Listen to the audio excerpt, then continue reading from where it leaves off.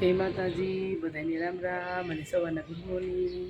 તો કેમ છો બધા? મજામાં ને? અમે મજામાં છીએ. અને અત્યારે જો વાગી ગયા છે 8 અને અમારા કામ્યાબેન અને હેમાંશીબેન બે સ્કૂલે વહી ગયા છે અને બધાએ નાસ્તા પાણી કરી લીધા ને હવે બાકી બધું ઘરનું કામ બાકી છે આપણે હવે કરી. અને અત્યારનું વાતાવરણ જો મસ્ત છે.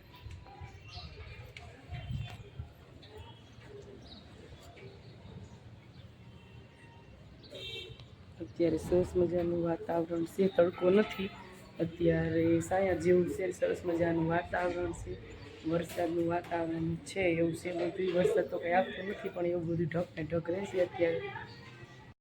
હાલો જો અત્યારે વાગી ગયા છે 10:30. આપણે પેલા નાસ્તો કરી લીધો, નાસ્તામાં લીધું હતું સવાણું અને સવાણા પછી જો આ મનીષા બેન બનાવી લીધો છે શરબત. તો જો આપણે શરબત પીશું, તો હાલો બધા શરબત પીવા. અને મનીષા બેને જો ગ્લાસ ભરી લીધો છે, અમે બે ગયા છે શરબત પીવા. લીંબુ શરબત બનાવ્યો છે, હાલો શરબત પીવા. હાલો બધા શરબત પીવા. અને અત્યારે જો અમે બેઠા છીએ, હવે રસોઈની તૈયારી કરશું. એટલે 10:30 થયા છે, એટલે 11 વાગ્યા પછી રસોઈ બનાવશું.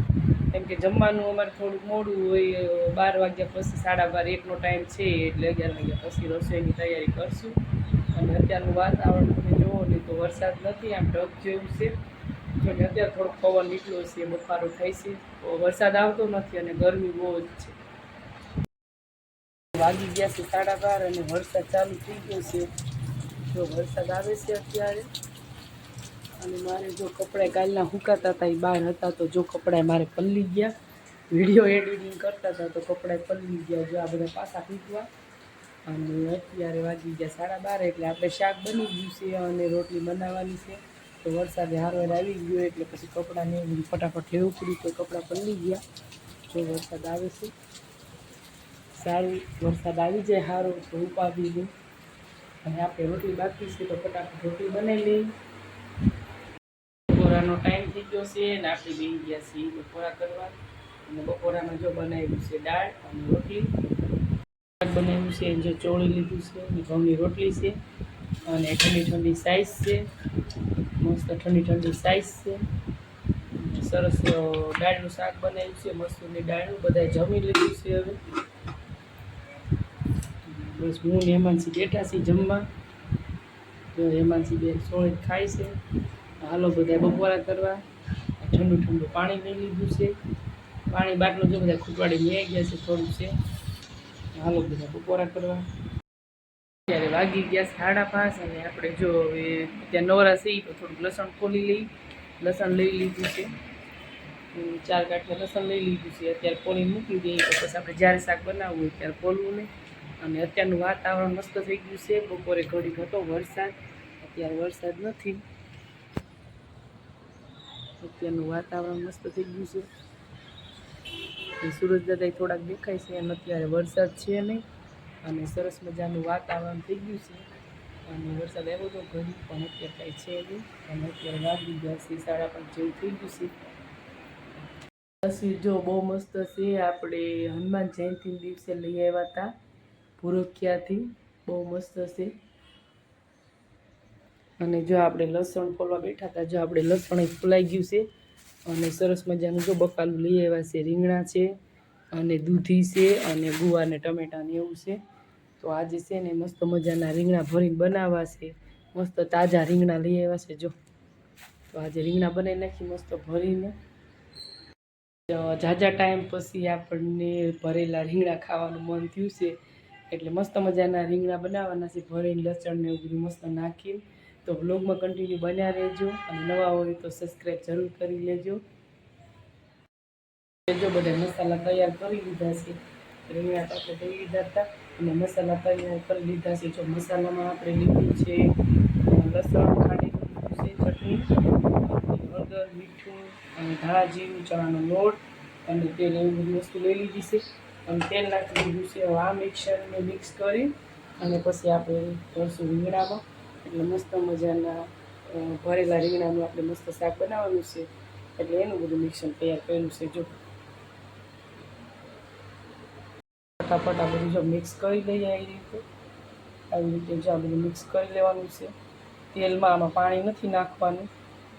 તેલમાં જ બધું આ મિક્સ કરવાનું, ચણાનો લોટ અને હળદર, મીઠું, ધાણા, જીરું એવું બધું મસ્ત મિક્સ થઈ જાય પછી આપણે રીંગણાને ભરી લેવાના છે. ચાયનો મસાલો કેવો સરસ તૈયાર થઈ ગયો છે. આમાં લસણની ચટણી આપણે નાખી છે, લસણ ખાંડી નાખ્યું છે. આમાં માંડવીના દાણા એવું નાખી શકાય, પણ માંડવીના દાણા એક બે જણા નથી ભાવતા એટલે આપણે નથી નાખ્યા. આમાં સવાણું છે એવું બધું ઘણું નાખી શકાય, પણ અમે તો આમાં ખાલી ઘરનો મસાલો જ અત્યારે નાખ્યો છે. ચટણી, મીઠું, હળદર, ચણાનો લોટ ને એવું બધું બસ. મસ્ત મજાના રીંગણા ભરી લીધા છે, મસ્ત મસાલો ભરાઈ ગયો છે અંદર જો. અને આ રીંગણા થોડાક મોટા છે, હોય આટલા જ હોય બધા નાના નાના, પણ મોટા રીંગણા છે. પણ આ તો આપણે મન થયું ભરેલા રીંગણા ખાવાનું એટલે રીંગણા ભરીને બનાવીએ છીએ. અને જો કુકરે મૂકી દીધું છે, એમાં આપણે તેલ નાખી દઈએ અને વઘાર કરી લઈએ.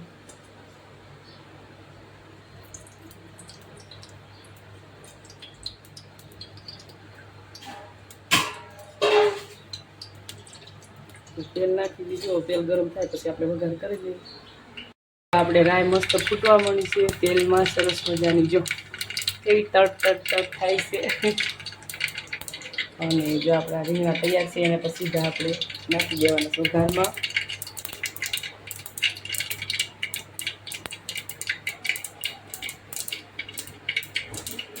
અને અત્યારનું વાતાવરણ જો રાહુલે આવ્યા ઘરે. આવો અમારા કામ્યાબેન આવ્યા જો બજારેથી, પપ્પા દીકરી બે. શું લઈ આવ્યા કામ્યાબેન? કામ્યાબેન કંઈક જબલામાં કંઈક લઈ આવ્યા. શું લઈ આવ્યા?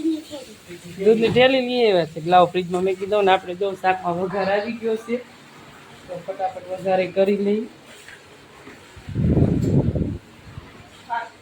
શાકમાં વઘાર આવી ગયો, શાક વઘારી લઈએ. તેલમાં સીધા રીંગણા નાખી દેવાના આવી રીતે.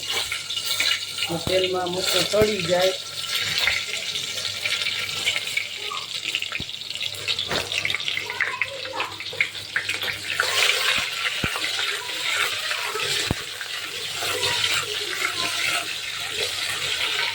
જો આવી રીતે તેલમાં હલાવી દીધા અને આને થોડીક વાર ઢાંકી દઈશું આપણે. થોડીક વાર ઢાંકી દઈએ એટલે મસ્ત તેલમાં બાફ આવી જાય. દહીંનું અત્યારે દળવા નાખ્યું છે. આજ મારે દહીંનું દળવાનું હાવ ભૂલાઈ ગયું. અત્યારે હાલનો લોટ જ નહોતો અને અત્યારે જો આ લોટ બાંધવા બેઠા તો ખબર પડી લોટ નથી. હાલ અમારે ઘંટી કરે છે એટલે વાંધો નહીં, ફટાફટ દળાઈ જાય છે. જો અત્યારે દળનું દળાય છે. અત્યારે ચોમાસું છે એટલે ક્યારે લાઇટ વહી જાય ખબર નહીં, એટલે દળનું પછી લોટ રાખવો જ પડે અમારે.